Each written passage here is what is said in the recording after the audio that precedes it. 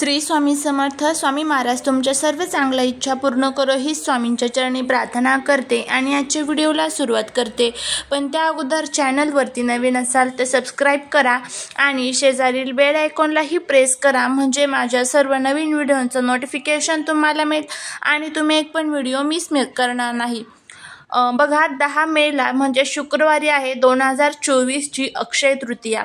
तर या अक्षय तृतीयाच्या दिवशी आपल्या पितरांसाठी भरपूर असे उपाय करायचे असतात, कारण का हा जो दिवस असतो तर तो आपल्या पूर्वजांच्या स्मृतींना उजाळा देण्यासाठी या दिवशी पितरांचे स्मरण करून त्यांच्या प्रतिमेचे पूजन करतात.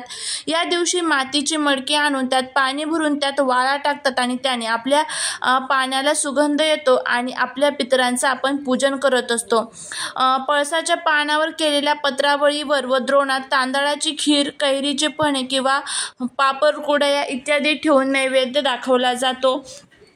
तर आता आपल्या पूर्वजांसाठी म्हणजेच आपल्या पितरांच्या आत्म्याला शांती मिळावी, त्याचबरोबर आपल्या जीवनामध्ये जो काही पितृदोष आहे तर तो पितृदोष दूर व्हावा यासाठी आपल्याला या दिवशी काही उपाय करणं तितकंच गरजेचं आहे. तर त्यामुळेच पितरांसाठी या दिवशी आपल्याला उंबरठ्यावरती एक झाडाचं पान जाळायचं आहे आणि हा उपाय कशा पद्धतीने करायचा याची सविस्तर माहिती आपण बघूया.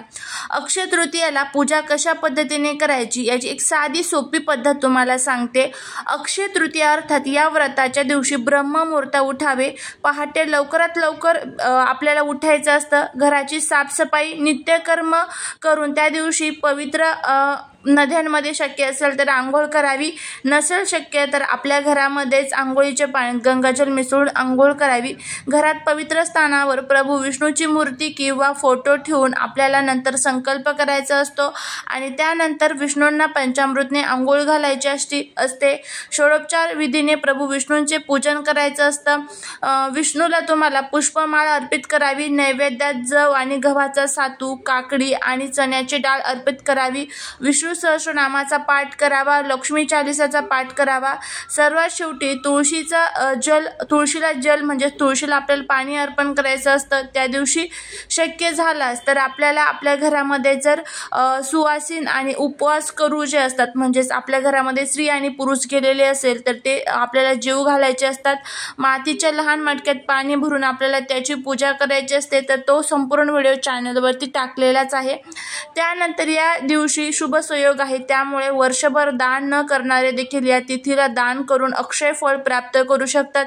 या दिवशी देव ऋषी पितरांसाठी ब्रह्मयज्ञ, पिंडदान आणि अन्नदान करावे.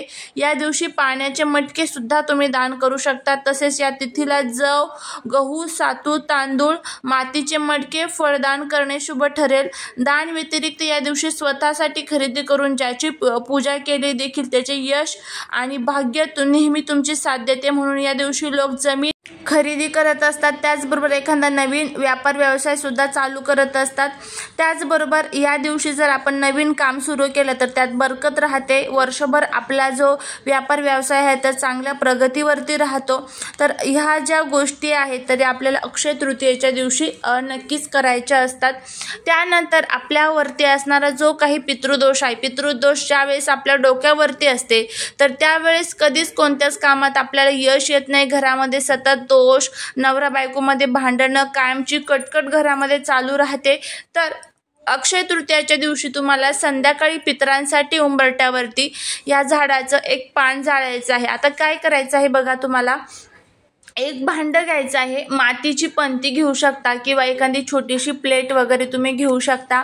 त्या प्लेटमध्ये खाली तुम्हाला गौरी ठेवायची आहे. गाईच्या शेणापासून जी गौरी बनवलेली असते बघा, तर ती ठेवायची आहे.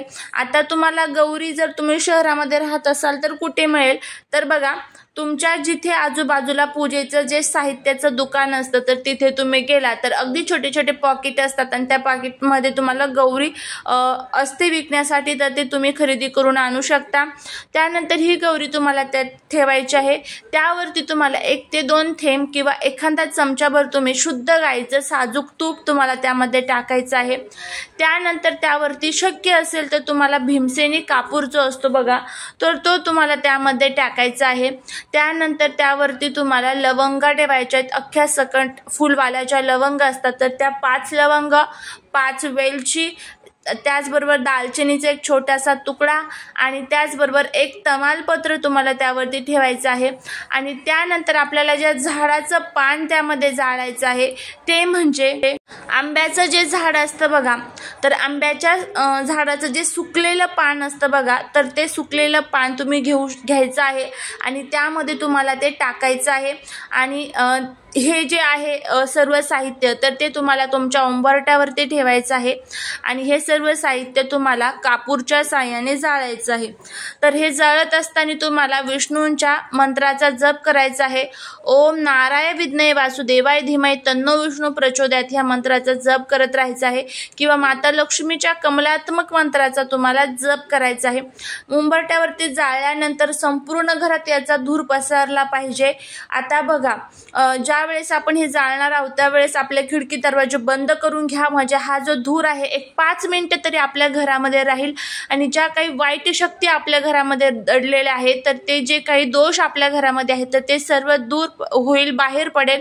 तर त्यासाठी एक 5 मिनिटे सर्व खिडकी दरवाजे आपल्याला बंद करून घ्यायचे आहेत आणि उंबरठ्यावरती आपल्याला ह्या ज्या सर्व वस्तू आहेत तर त्या एकत्रपणे जाळायच्या आहेत। तर अशा पद्धतीने आपल्याला हा जो उपाय आहे तर तो करायचा आहे।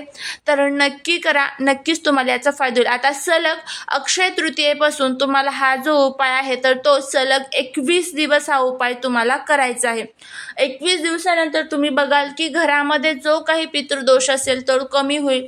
तर पितृदोष कमी झाला हे कशावरून ओळखायचं, तर घरामध्ये ज्या काही अडचणी येत होत्या त्या कमी होतील, प्रत्येक कामात यश मिळेल। त्याचबरोबर घरामध्ये लहान मुलं जर चिडचिड हट्टीपणा करत असेल तर तो त्यांचा चिडचिड आणि हट्टीपणा कमी होईल।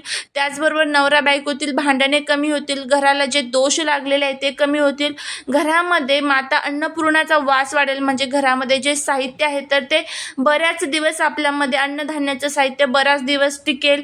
अशा पद्धतीचं वातावरण आपल्यासोबत घडत असतं ज्या वेळेस हे दोष दूर होतात। सलग 21 दिवस तुम्हाला रोज अक्षय तृतीयापासून संध्याकाळी 5 नंतर तुम्हाला हा उपाय करायचा आहे। तर करा, खूप छान, खूप प्रभावी उपाय आहे, अगदी साधा आणि सोपा उपाय। सर्व साहित्य आपल्याच घरामध्ये असतं, फक्त आंब्याची पानं तुम्हाला जी आहे तर ती कुठेही एखाद्या झाडाखाली तुम्ही जर गेला तर कुठेही आंब्याची पानं पडलेली असतात झाडाखाली आंब्याच्या, तर ती तुम्ही गोळा करून आणायची आहेत आणि ती तुम्हाला जाळायची आहेत। तर अशा पद्धतीने तुम्हाला हा जो उपाय आहे तो करायचा आहे। तर नक्की करा, नक्कीच तुम्हाला या उपायाचा फायदा होईल। तर हा उपाय तुम्ही तुमच्या फ्रेंड्स बरोबर, फॅमिली बरोबर सुद्धा शेअर करा, कारण एखाद्या व्यक्तीच्या घरामध्ये भांडणे, कटकट, वादविवाद हे सतत होत असेल तर आपल्यामुळे त्याला फायदा होईल आणि त्याला जर फायदा झाला तर त्याचं जे पुण्य आहे तर ते नक्कीच आपल्या खात्यात येईल। तर नक्की हा जो उपाय आहे तो करा आणि शेअर करायला सुद्धा विसरू नका।